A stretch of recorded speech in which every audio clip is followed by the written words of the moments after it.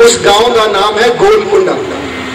शायद तुसी भी एक कहानी सुनी होवे कि जेड़े किसान ने वो खेत 12 साल पहला बेचिया सी, वो किसान का नाम सी अली हाफिज, और उहदे खेतों चों ही कोहे-नूर हीरे की प्राप्ति हुई सी। वो कोहे-नूर जेड़ा सब तो बड़ा हीरा मन्निया गया है, जेड़ा अज इंग्लैंड के अंदर है, जरा गौर करना, वो कोहे-नूर हीरा उसे अली हाफिज जिसने वो जमीन 12 साल पहला बेच के हीरिया की तलाश में दर ठोकरा खा के जन्म गवा दिता, मर गया, ओदी जमीन चो ही फिर एक कोहे-नूर हीरा भी मिला।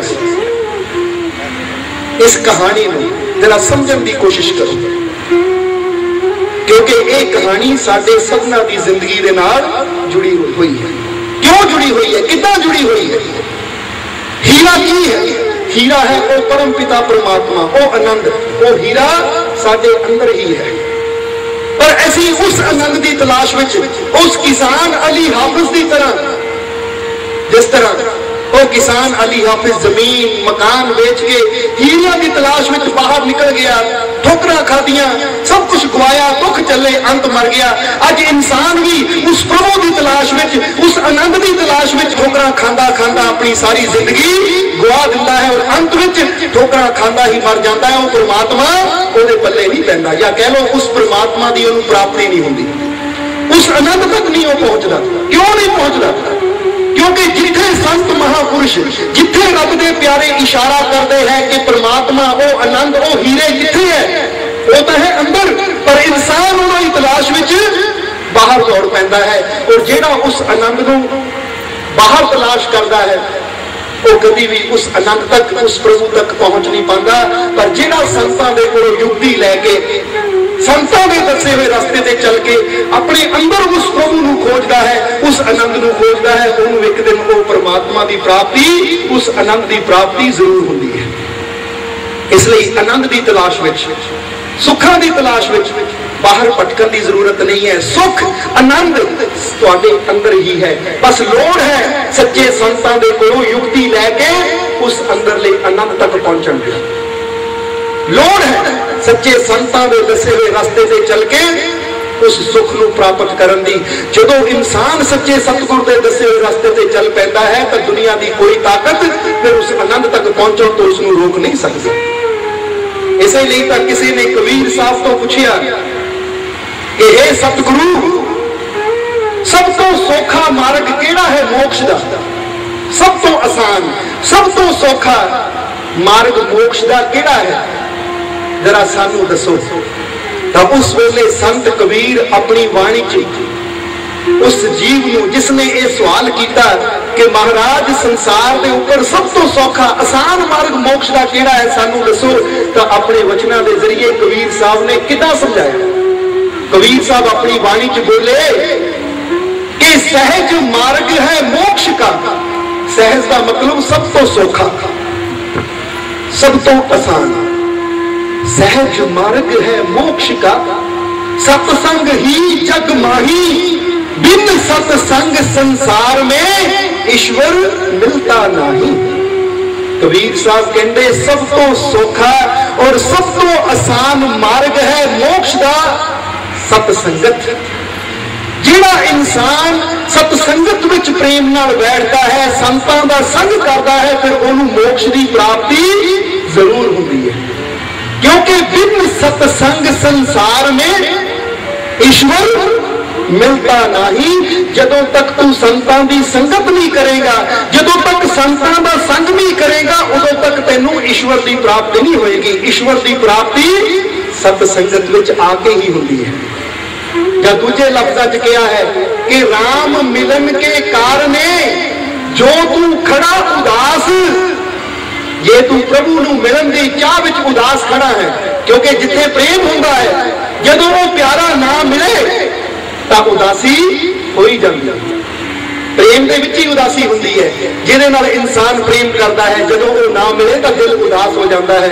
सो संत कबीर कहते हैं कि जे तेरे मन च प्रभु का प्रेम है और तू उस प्रभु को पाना चाहता है, और जे तेरे मन च उदासी है उस प्रभु को पाने की, तो फिर वो प्रभु को कितना पा सकता है? राम मिलन के कारणे जो तू खड़ा उदास, साधु संगत सोध ले, राम उन्हीं के पास। कबीर साहब कहते जे तेरे मन च प्रभु नूं पाण दी इच्छा है तो संतां दी संगत विच आ जा, क्योंकि राम तां संतां दे पास है, संतां दे कोल है। और ये बारे गुरबाणी भी कहती है, विच संगत हर प्रभु वसे जियो, कि जिथे सतसंगत है उथे ही हरि दा उस प्रभु दा वास है। इसलिए अगर प्रभु नूं पाना है तो सतसंगत में चला जा, क्योंकि सतसंगत में जाके ही इंसान नूं ज्ञान मिलता है और ज्ञान प्राप्त करके ही इंसान दे वास्ते प्रभु दे घर दे द्वार खुलते हैं। एक बादशाह, एक राजा सी जिहदा नाम सी वीर सैन। राजा वीर सैन एक बार संतां दे कोल गया, जाके हाथ जोड़े कि सतगुरु उस परमात्मा का दिता, उस ईश्वर का दिता सब कुछ ही है, किसी चीज की कमी नहीं है, धन दौलत राज्य धियां पुत्र सब कुछ ही है, बस कोई ऐसी शिक्षा दे दो, कोई ऐसी शिक्षा दे दो जिहदे नाल मेरा ये जीवन भी सफल हो जाए, मेरा ये जन्म सफल हो जाए, कोई ऐसी शिक्षा दे दो। जदों राजा वीर सैन ने हाथ जोड़ के संतां दे चरणों च बेनती की तो संतां ने कहा, राजन जे चाहता है जन्म सफल हो जाए कोई ऐसी शिक्षा तो ठहर।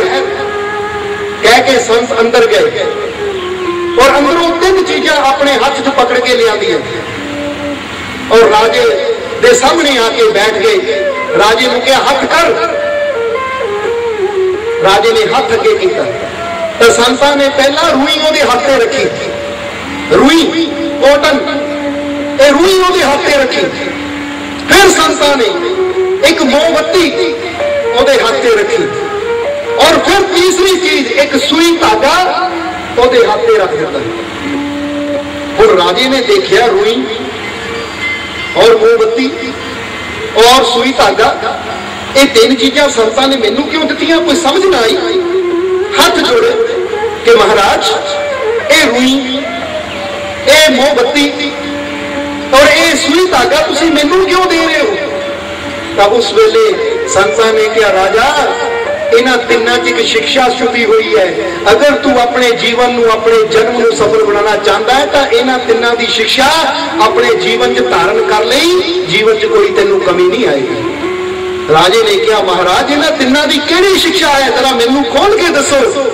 तब उस वेले संतां ने कहा, राजन ये है रूई, ये रूई तो ही धागा बनता है और धागे तो कपड़ा बनता है और ये कपड़ा सब दे तन नूं ढकदा है।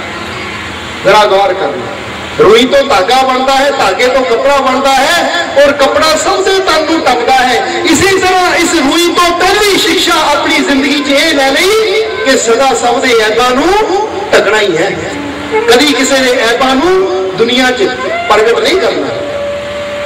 जरा गौर करना, क्योंकि कई जीव ऐसे होंगे हैं, किसी अंदर एक ऐब होंदा है तो रोड़ा ऐदा पा देंगे हैं कि इस तरह लगता है कि बंदा पूरा ऐबां नाल ही भरिया हुंदा है, क्योंकि इंसान की आदत है दूसरे दे ऐबां नूं, दूसरे दीयां बुराइयां नूं वधा चढ़ा के दसना और दूसरे दे ऐबां नूं वधा चढ़ा के दसन वालियां नूं निंदक कहा जाता है, निंदक।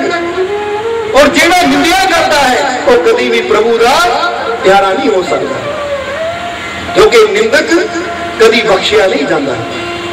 इसलिए उन्होंने कहा, रूई तो ये शिक्षा लेनी है कि जिदा रूई तो धागा बनता फिर कपड़ा तैयार होता है और वो कपड़ा सब दे तनां नूं ढकदा। इसलिए इसी तरह तू सब दे ऐबां नूं, सब दीयां बुराइयां नूं ढकना है, क्योंकि एक राजे का कर्म होता है सब ते पर्दा पाउणा। उन्होंने कहा, सतगुरु सतवचन उन्हें मोमबत्ती का भी दस दो। तो उस वेले संतां ने कहा, यह मोमबत्ती यह शिक्षा दिंदी है कि जदों इहनूं असीं प्रकाशित करते हैं, जलाते हैं तो आप तो सड़दी है, आप तो सड़दी है, पर दूजियां नूं उजाला दिंदी है, दूजियां नूं रोशनी दिंदी है। हे राजन, इस मोमबत्ती तो यह शिक्षा ली कि आप जिन्ने मर्जी दुख चले पर हमेशा दूसरियां दे जीवन च खुशियां का, सुखां का प्रकाश ही फैले। मोमबत्ती आप सड़के दूजियां नूं रोशनी दे के आप दुख च रह के दूजियां दे काम आने की शिक्षा दी है कि आप बेशक दुख च रहो पर दूजियां नूं खुशी वंडो, दूजियां नूं प्रकाश वंडो। प्रकाश यानी खुशी। इसलिए इस मोमबत्ती तो यह शिक्षा ली। तो राजे ने कहा जी हुण तीसरा, तो उस वेले संतां ने कहा, सुई धागा